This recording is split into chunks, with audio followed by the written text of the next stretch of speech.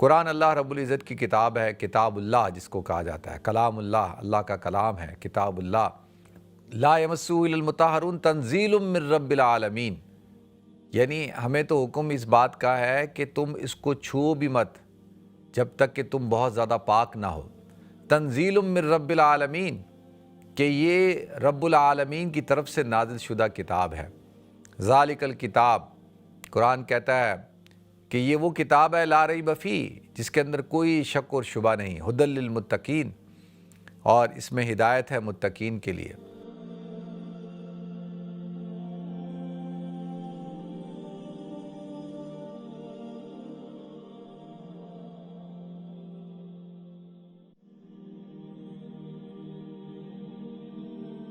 محترم ناظرین کرام، بزرگان دین اور میری عزیز ماؤں اور بہنوں بھائیوں، السلام علیکم ورحمۃ اللہ وبرکاتہ۔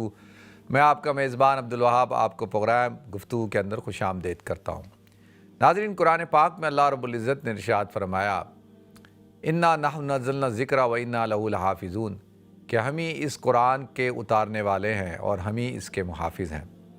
قرآن اللہ رب العزت کی کتاب ہے، کتاب اللہ جس کو کہا جاتا ہے، کلام اللہ، اللہ کا کلام ہے، کتاب اللہ۔ اور لا یمسہ الا المطہرون تنزیل من رب العالمین، یعنی ہمیں تو حکم اس بات کا ہے کہ تم اس کو چھو بھی مت جب تک کہ تم بہت زیادہ پاک نہ ہو۔ ناپاکی کی حالت میں تو تم قرآن کو ہاتھ بھی نہیں لگا سکتے۔ کیوں؟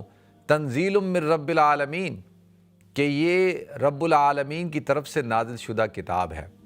ذالک الکتاب، قرآن کہتا ہے کہ یہ وہ کتاب ہے لا ریب فیہ، جس کے اندر کوئی شک اور شبہ نہیں، ھدی للمتقین، اور اس میں ہدایت ہے متقین کے لیے۔ تو ناظرین، قرآن اللہ تعالیٰ نے انسانیت کی رہنمائی کے لیے نازل فرمائی۔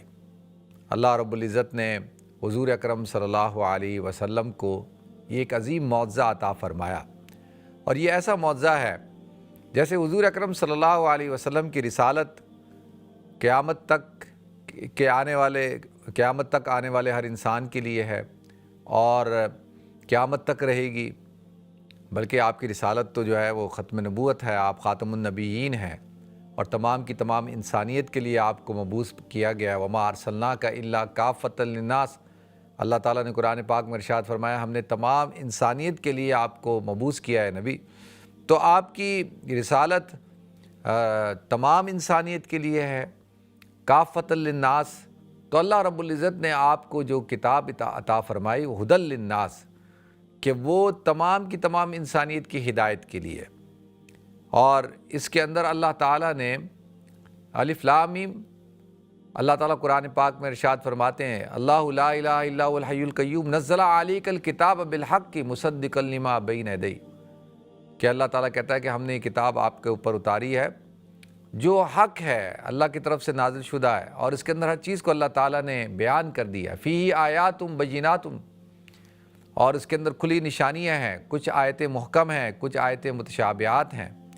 تو اللہ تعالیٰ قرآن پاک میں جگہ جگہ اپنا تعارف بھی کرواتے ہیں، اللہ تعالیٰ قرآن کا تعارف بھی کراتے ہیں، حضور اکرم صلی اللہ علیہ وسلم کا تعارف بھی کرواتے ہیں، کہ اس میں کہ ہم نے آپ کو یہ جو کتاب دی ہے، اس کے اندر کیا ہے، یہ ہدایت ہے، یہ نور ہے، اس کے اندر ہدایت کا نور ہے، اور پوری کی پوری انسانیت کے لیے ہے۔ تو اس حوالے سے اگر دیکھا جائے تو قرآن پاک کائنات کی وہ ایک عظیم کتاب ہے جو اپنی کتابی حیثیت کے اندر تغیر اور تبدل سے پاک ہے، محفوظ ہے۔ اس کے اندر کسی قسم کا کوئی تغیر و تبدل نہیں ہو سکتا، کوئی تحریف نہیں ہو سکتی۔ اور قرآن پاک جو ہے دنیا کی واحد کتاب، ناظرین، جو اپنی اصل حالت کے اندر موجود ہے، جس کے اندر کسی زبر زیر اور پیش کی جو ہے وہ کمی پیشی نہیں ہے۔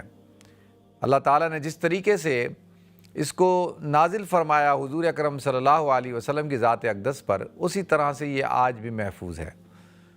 تو ہم مسلمان بحیثیت مسلمان ہونے کے دنیا کی وہ عظیم قوم ہے، خوش نصیب قوم ہے کہ جن کے پاس ان کی الہامی کتاب اسی صورت میں، اسی حالت میں موجود ہے، جس حالت کے اندر، جس صورت کے اندر حضور اکرم صلی اللہ علیہ وسلم پہ نازل ہوئی۔ یعنی جو قرآن آج میرے پاس اور آپ کے پاس موجود ہے، یہ وہی قرآن، وہی کتاب ہے جو اللہ کے رسول صلی اللہ علیہ وسلم پہ نازل ہوئی۔ اس لیے قرآن کی ایک عظمت ہے، قرآن کی ایک اہمیت ہے، اور یہ شاعر اللہ میں سے ہے۔ قرآن کی تعظیم کرنا، قرآن کا احترام کرنا ہر مسلمان کے اوپر لازم ہے، بلکہ ہر انسان کے اوپر لازم ہے کہ وہ تمام کی تمام الہامی کتابوں پر ایمان رکھے۔ اگر چلے ایمان نہیں رکھتا، وہ کم سے کم تعظیم تو کرنی ہے نا اس نے۔ کسی بھی مسلمان کو اس بات کی اجازت حاصل نہیں کہ وہ کسی بھی کتاب کو ڈس رسپیکٹ کرے، چاہے وہ توراہ ہو، زبور ہو، انجیل ہو۔ ہم جو ہے لا نفرق بین احد من رسلی، ہم تو کسی بھی رسول کے درمیان تفریق نہیں کرتے۔ اور آمنت باللہ و ملائکتی و کتبہ، اور ہمارا ایمان اس وقت مکمل ہوتا ہے کہ جب ہم تمام کتابوں کے اوپر ایمان رکھتے ہیں۔ یہ تو چلو الہامی آسمانی کتابیں ہیں، اور اگر وہ مذاہب جو الہامی اور آسمانی مذاہب نہیں ہیں، ان کے پاس بھی اگر ان کی مقدس کتابیں ہیں جن کی وہ عزت کرتے ہیں، احترام کرتے ہیں، چاہے وہ گیتا ہو، چاہے وہ اور سکھوں کی کتاب ہو یا بدھسٹوں کی کوئی کتاب ہو، تو مسلمان کو اس بات کی تعلیم نہیں دی گئی۔ اسلام ہرگز اس کو اس بات کی اجازت نہیں دیتا کہ وہ اس کتاب کو ڈس رسپیکٹ کرے، کسی قسم کی کوئی توہین کرے، بالکل اجازت نہیں ہے۔ یہاں تک کہ قرآن کہتا ہے وَلَا تَسُبُّوا الَّذِينَ يَدْعُونَ مِن دُونِ اللَّهِ، کہ تم ان لوگوں کے خدا جو اللہ کو چھوڑ کر جن کو وہ پوچھتے ہیں، معبودان باطلہ، ان کو بھی برا بلا مت کہو۔ اب دیکھیں، یہ اللہ کی تعلیمات ہیں، قرآن کی تعلیمات ہیں۔ اگرچہ وہ معبودان باطلہ ہیں، لیکن آپ نے ان کو بھی برا بلا نہیں کہنا، ان کو بھی جو ہے آپ نے گالی نہیں دینی ہے۔ تو یہ قرآن ہمیں حکم دیتا ہے۔ تو لہذا قرآن جو ہے وہ ایک ایسی عظیم کتاب ہے کہ جس نے انسانیت کے رخ کو بدل دیا۔ حضور اکرم صلی اللہ علیہ وسلم پر جب قرآن نازل ہونا شروع ہوا تو مشرکین مکہ ایک دوسرے کو منع کرتے تھے کہ دیکھو محمد جو ہے وہ جادوگر ہے، کہیں تم اس کے پاس مت جانا، اور اس کے پاس ایسا کلام ہے کہ جو سحر پیدا کر دیتا ہے۔ وما هو بقول شاعر ولا بقول کاہن، قرآن کہتا ہے نہ تو کسی شاعر کا قول ہے، نہ کسی کاہن کا قول ہے۔ یعنی یہ کوئی شعر و شاعری کی کتاب نہیں ہے، کسی کاہن کی کوئی کتاب نہیں ہے، کوئی ایسا کلام نہیں ہے جو جادوگر پڑھتے ہیں۔ تو لیکن وہ کہتے تھے کہ جو شخص بھی اس کو سنتا ہے اس کے دل و دماغ میں اثر ہو جاتا ہے۔ اب طفیل بن عمر الدوسی رحمۃ اللہ علیہ رضی اللہ تعالیٰ عنہ ایک صحابی ہیں، قبیلہ دوس سے ان کا تعلق ہے، بہت بڑے شاعر ہیں۔ ان کو پتہ لگا کہ بھئی مکہ کے اندر ایک شخص ہے، وہ ایسا کلام پڑھتا ہے جو لوگوں پہ سحر طاری کر دیتا ہے، جس کے اندر جادوئی اثرات ہیں، وہ بہت بڑا کوئی شاعر ہے۔ تو وہ کہتے تھے بھئی میں بہت بڑا شاعر ہوں، چلو مل کے آتا ہوں۔ اب جب وہ مکہ آئے تو ان کو بتایا گیا کہ بھئی آپ نے نہیں ملنا۔ وہ کہا بھئی کیوں؟ کہا نہیں، وہ آپ پہ اثر کر دے گا۔ انہوں نے کہا بھئی یہ کیسے ہو سکتا ہے؟ میں تو ملوں گا، سنوں گا وہ کیا بات کرتا ہے۔ اب دیکھیں وہ آتے ہیں اور ابو جہل ان کو منع کرتا ہے، سب منع کرتے ہیں، اور وہ اس کلام کو جب حضور اکرم صلی اللہ علیہ وسلم تلاوت کر رہے ہیں اس کو سنتے ہیں تو وہ کہتے ہیں خدا کی قسم یہ کوئی انسانی کلام نہیں ہے۔ یہ قسم کھا کر انہوں نے کہا کہ یہ کوئی انسانی کلام نہیں ہے، یہ تو کوئی اور ہی، یعنی کوئی ایسا الہامی کلام ہی ہو سکتا ہے، کیونکہ میں شاعر ہوں، میں شعر و شاعری کو سمجھتا ہوں، اس کے اتار چڑھاؤ کو سمجھتا ہوں، اس کے اوزان کو سمجھتا ہوں، یہ کسی انسان کا نہیں ہے۔ اور وہ مسلمان ہو جاتے ہیں۔ اس وقت میں ان کا مسلمان ہونا ایک بہت بڑا پیغام تھا عرب دنیا کے اندر، جو اپنے آپ پر فخر کرتے تھے کہ جی ہم عرب ہیں۔ عرب کا مطلب لسان، صاحب لسان ہیں، ہم بات کرنا جانتے ہیں، اور ہمارے علاوہ عجم کہتے ہیں گونگے کو، وہ اپنے آپ کو عربی، دوسروں کو عجمی کہتے تھے۔ تو اس معاشرے کے اندر ایک بہت بڑا پیغام گیا کہ دیکھو طفیل بن عمر الدوسی مسلمان ہو گیا، اور انہوں نے پیغام دیا کہ یہ جو ہے محمد جس کلام کو پڑھتا ہے وہ انسانوں کا کلام نہیں ہے، شعر و شاعری کی کتاب نہیں ہے، یہ اللہ کا کلام ہے اور دلوں پہ اثر کرتا ہے۔ تو لہذا اب دیکھیں اللہ تعالیٰ نے معجزہ بھی ایسا عطا کیا، جو اہل اس زمانے کے اندر جو لوگ زبان پر کلام پر مہارت رکھتے تھے، اللہ نے حضور کو وہ معجزہ دیا، قیامت تک کے لیے دے دیا، اور چیلنج بھی کر دیا کہ کوئی شخص اگر اس کے اندر وَإِن كُنتُمْ فِي رَيْبٍ مِّمَّا نَزَّلْنَا عَلَىٰ عَبْدِنَا فَأْتُوا بِسُورَةٍ، کہ اگر تم سمجھتے ہو کہ تمہیں شک ہے اس پہ جو ہم نے اپنے بندے پہ نازل کیا، تو کوئی ایک صورت بنا کے لاؤ، پھر کوئی ایک آیت ہی بنا کے لے آؤ، یعنی تم اور تمہارے جتنے ساتھی ہیں سارے مل جاؤ، کوئی بھی قرآن کی طرح اس کا مثل نہیں لا سکتا، ایک آیت نہیں بنا سکتا۔ یہ اللہ تعالیٰ نے چیلنج دیا، یہ چیلنج کائنات کے آخری انسان تک کو ہے۔ آپ کیا سمجھتے ہیں کہ صرف مسلمان ہی عربی بولتا ہے؟ اس وقت بیروت کے اندر، لبنان کے اندر آپ چلے جائیں، وہاں پہ آپ کو بے شمار کرسچن عرب ملیں گے جن کی زبان عربی ہے۔ اسی طرح سے آپ شام میں چلے جائیں، اور الجزائر، تیونس میں چلے جائیں، مراکش میں چلے جائیں، آپ کو جوئش ملیں گے جو عرب زبان کے ماہر ہیں، پی ایچ ڈی ہیں، جنہوں نے عربی زبان میں پی ایچ ڈی کی ہے، بڑے بڑے شعراء، دانشور ہیں جو عربی زبان جانتے ہیں، بولتے ہیں، ان کو بھی چیلنج، قیامت تک آنے والے ہر انسان کو چیلنج ہے کہ اگر تم یہ سمجھتے ہو کہ قرآن اللہ کے علاوہ کسی اور کی کتاب ہے تو ایک آیت بنا کے بتا دو، دکھا دو۔ تو لہذا ناظرین، قرآن ایک ایسی کتاب ہے کہ جس میں سے ہر انسان رہنمائی لے سکتا ہے، اور لیکن فائدہ یہ صرف اسی کو عطا کرے گی جو مومن ہوگا۔ یضل بہ کثیرا ویہدی بہ کثیرا وما یضل بہ الا الفاسقین، کہ اس کو پڑھ کے بہت سارے لوگ جو ہے وہ گمراہ بھی ہو جاتے ہیں اور بہت سے ہدایت یافتہ ہوتے ہیں۔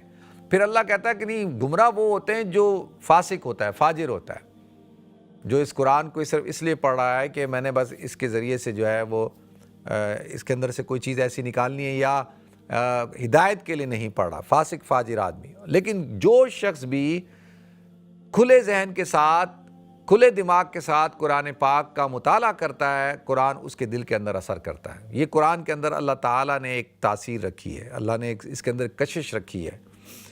حضرت عمر رضی اللہ تعالیٰ عنہ جیسی شخصیت، کتنی عظیم شخصیت اسلام کی، خلفائے راشدین میں سے، حضور نے فرمایا اگر میرے بعد اگر کوئی نبی ہوتا تو وہ عمر ہوتا۔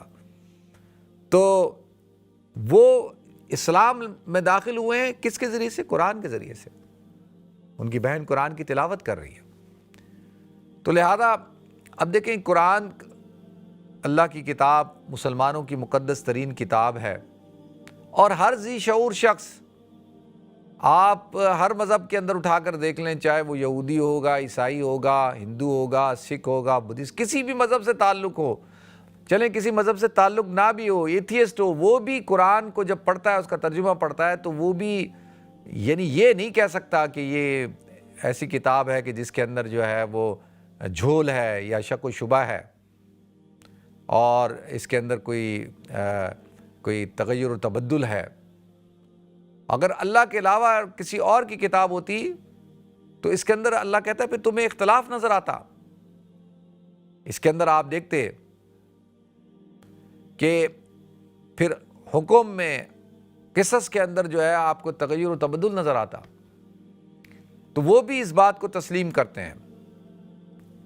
آج ہر دانشور، ہر مفکر اور ہر جو ہے پڑھا لکھا شخص، اس کی گھر کی لائبریری کے اندر قرآن پاک کا ترجمہ موجود ہوتا ہے۔ میں پچھلے دنوں ایک بہت بڑا ایکٹر ہے، اور اس کا پڑھا تھا کہ اس نے کہا کہ میں ذہنی سکون حاصل کرنے کے لیے، اگرچہ وہ مسلمان نہیں ہے، وہ ہندو ہے، میں ذہنی سکون حاصل کرنے کے لیے قرآن کو پڑھتا ہوں۔ آپ اندازہ کریں۔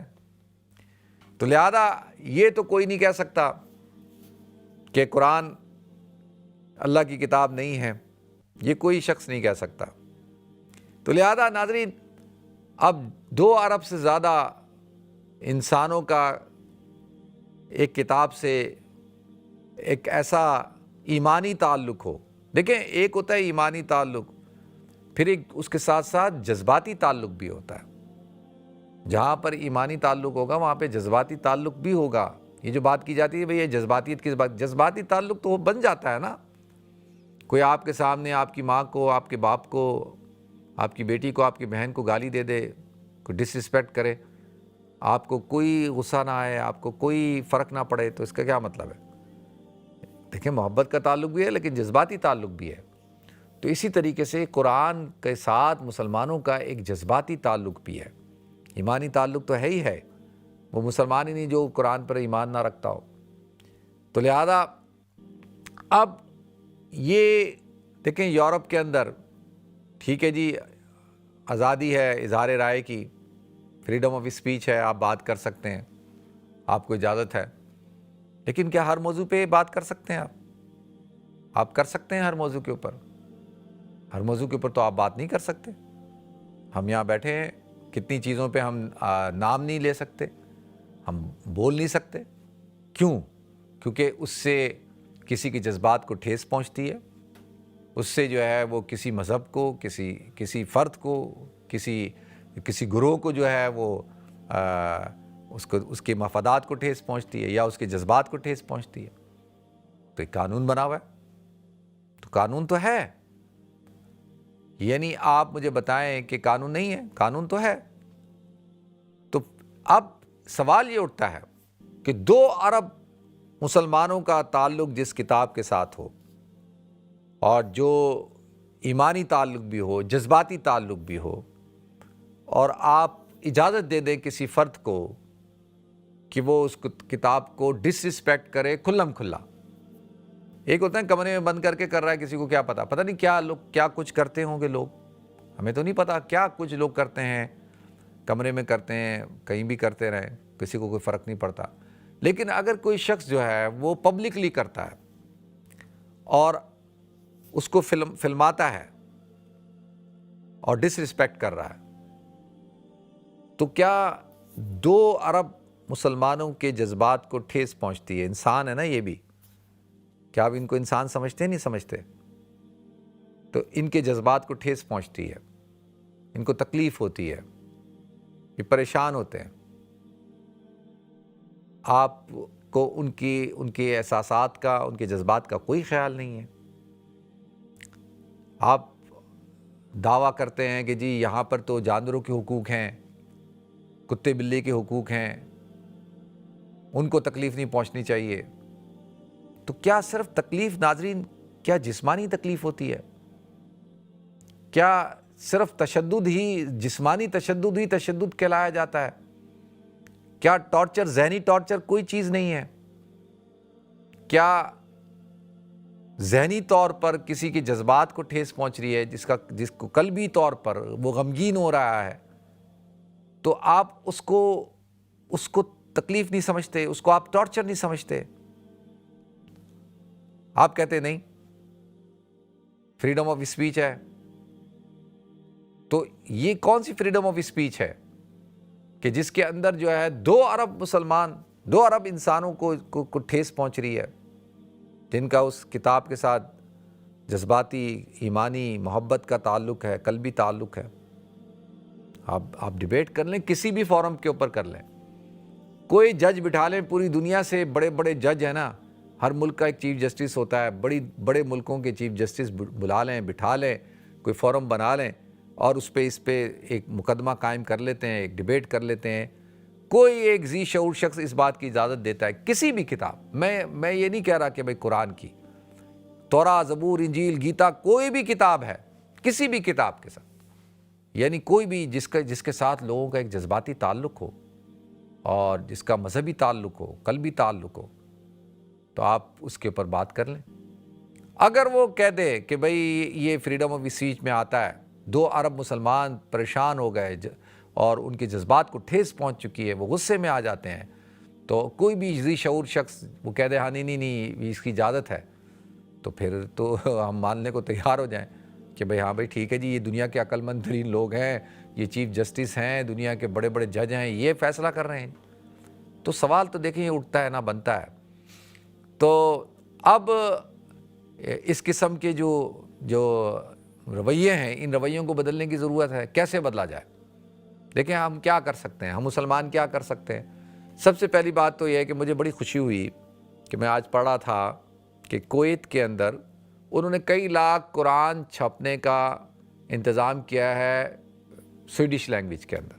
ویسے تو قرآن ہر زبان میں ہونا چاہیے، ہر زبان میں ترجمہ ہو رہا ہے ماشاءاللہ، لیکن انہوں نے اسپیشلی اس بات کی طرف توجہ کی ہے کہ بھئی اس کو انہی کی زبان میں اس کو شائع کیا جائے تاکہ لوگ پڑھیں، اور لوگ اس کو پڑھیں۔ دیکھیں نا، ایک شرارتی شخص شرارت کر رہا ہے اور اس کا مقصد جو ہے وہ شرارت ہے، لیکن اس کے ذریعے سے کتنے لوگ قرآن کی طرف متوجہ ہو رہے ہیں، کتنے لوگ جو ہے قرآن کو پڑھ رہے ہیں۔ تو ایک تو ہم بڑا اچھا اقدام اٹھایا کویت کی حکومت نے، اس پہ مجھے ان کو خراج تحسین پیش کرنا چاہیے، ہم سب کو پیش کرنا چاہیے۔ ایک دیکھا، دوسرا جو ہے وہ سفارتی لیول کے اوپر، حکومتی لیول کے اوپر، یہ حکومتوں کا کام ہے، یہ ریاستوں کا کام ہے کہ وہ سویڈن کی حکومت سے بات کریں۔ آج جیسے نیٹو کا اجلاس ہو رہا ہے، اس کے اندر جو ہے وہ اردوان صاحب نے کہا کہ ٹھیک ہے، اگر ہم یورپی یونین میں شامل ہوتے ہیں تو ان کا کوئی سویڈن کے حوالے سے ہے کہ اس کو وہ اگر شامل کر لیتے ہیں تو کوئی حرج کی بات نہیں ہے۔ تو جہاں پہ اس اپنے یعنی معاشی مفادات، اپنے ملکی مفادات پر آپ بات کر رہے ہیں، وہاں پہ آپ کو ان معاملات کے اوپر بھی گفتگو کرنی چاہیے۔ یہ تو ریاستوں کا کام ہے اور اقوام متحدہ کا کام ہے، متحدہ، یونائٹڈ نیشن کا کام ہے، OIC کا کام ہے، وہاں بیٹھ کے بات چیت کی جائے۔ اور تجارتی سطح کے اوپر دیکھنا ہوگا کہ کیسے تعلقات ہمیں رکھنے چاہیے، کہ بھئی جب آپ کو ہمارے جذبات کا خیال نہیں، آپ ہمیں تکلیف دیتے ہیں، آپ ہمیں ڈسٹرب کرتے ہیں، آپ ہمیں ذہنی ٹارچر کر رہے ہیں، تو پھر ٹھیک ہے، پھر ہمیں ان معاملات کو بھی دیکھنا چاہیے۔ اور دوسری بات دیکھیں، یہ جو طریقہ کار ہے نا جلاؤ گھیراؤ کا، پرسنلی میں اس کا قائل نہیں ہوں۔ میں کہتا ہوں نہیں، یہ کام نہیں ہونا چاہیے۔ یہ تو جب کسی کمزور آدمی کو پر کوئی تھپڑ مارتا ہے نا کسی کمزور کو، تو وہ کیا کرتا ہے؟ بدلہ تو لے نہیں سکتا، وہ شور شرابہ کرتا ہے، چیختا ہے، چلاتا ہے۔ تو یہ کام جو ہے نا یہ مناسب نہیں ہے کہ جی آپ جلاؤ گھراؤ اور آپ جو ہے وہ جلسے کر رہے ہیں، آپ جلوس کر رہے ہیں۔ اس کا کیا فائدہ؟ اس کا کوئی فائدہ ہونے والا نہیں ہے، میں آپ کو صحیح بتا رہا ہوں۔ جب تک کہ آپ اپنے آپ کو مضبوط نہیں کریں گے، آپ خود جب تک اس کتاب کو رسپیکٹ نہیں دیں گے، عزت نہیں دیں گے، عزت نہیں کروائیں گے، آپ نے خود کرنی ہوگی عزت اور کروانی بھی ہوگی۔ اور یہ انفرادی سطح پر آپ کیا کر سکتے ہیں؟ بھئی آپ اپنے MP کو خط لکھ سکتے ہیں، آپ آرٹیکلز لکھ سکتے ہیں، آپ اپنا احتجاج ریکارڈ کرا سکتے ہیں، آپ جو فورم ہے ان فورم پہ بات کر سکتے ہیں، آپ یہ ضرور کریں۔ ہاں یہ بھی ٹھیک ہے کہ بھئی کوئی ایک اجتماعی طور پر کوئی ایک ایسا احتجاج بھی ہو جائے، لیکن اس کا کیا فائدہ جی؟ آپ نے ریلیاں نکالی، جلوس کیے، یہ کیا توڑ پھوڑ کی اور نعرے بازیاں کی اور فلانا کیا اور ختم بس، اور اس کے بعد پھر معاملہ ٹھنڈا ہو گیا۔ ایسا نہیں ہے۔ تو سب سے پہلے تو ہم مسلمانوں کو خود ایک کتاب اللہ سے محبت کرنی ہوگی، اس پر عمل کرنا ہوگا۔ دیکھیں جیسے ایک زمانہ تھا کہ قرآن کو ختم کرنے کی سازش کی گئی، پلاننگ کی گئی، تو ایک مہم پوری ہندوستان میں چلائی گئی اور حافظ بنانے کی پوری ایک تحریک چلی۔ تو آج الحمدللہ لاکھوں نہیں بلکہ کروڑوں بچے جو ہے انسان حافظ قرآن ہیں، جو قرآن کے حافظ ہیں۔ اسی طرح سے قرآن کو سمجھنے کی بھی تحریک چلانی چاہیے۔ حفاظت قرآن میں یہ بھی شامل ہے، اور لوگوں کو سمجھانے کی بھی ضرورت ہے، ان کو بتانے کی بھی ضرورت ہے کہ بھئی یہ کتاب عام کتاب نہیں ہے، اس کا ہمارے ساتھ کیا تعلق ہے۔ تو اللہ تعالیٰ مجھے بھی توفیق عطا فرمائے، آپ کو بھی توفیق عطا فرمائے، اور ان کو اللہ تعالیٰ ہدایت عطا فرمائے۔ ان کے لیے دعا کرنی چاہیے کہ اللہ تعالیٰ ان کو ہدایت عطا فرمائے، اور اللہ تعالیٰ ان کو لوگوں کے جذبات کا خیال رکھنے کی توفیق عطا فرمائے۔ وآخر دعوانا الحمدللہ رب العالمین۔ ناظرین ہمیں بریک کی طرف جانا ہے، انشاءاللہ بریک کے بعد حاضر ہوتے ہیں۔ السلام علیکم ورحمۃ اللہ وبرکاتہ۔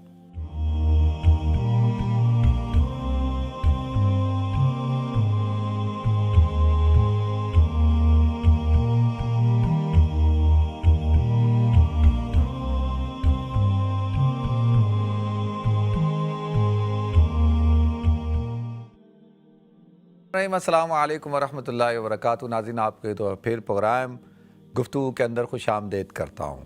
ناظرین الحمدللہ بہت اچھا موسم چل رہا ہے، اللہ کا کرم شکر اللہ کا، اور اللہ تعالیٰ کا فضل ہے ہم سب پر، اور ہر حال میں انسان کو اللہ کا شکر ادا کرنا چاہیے۔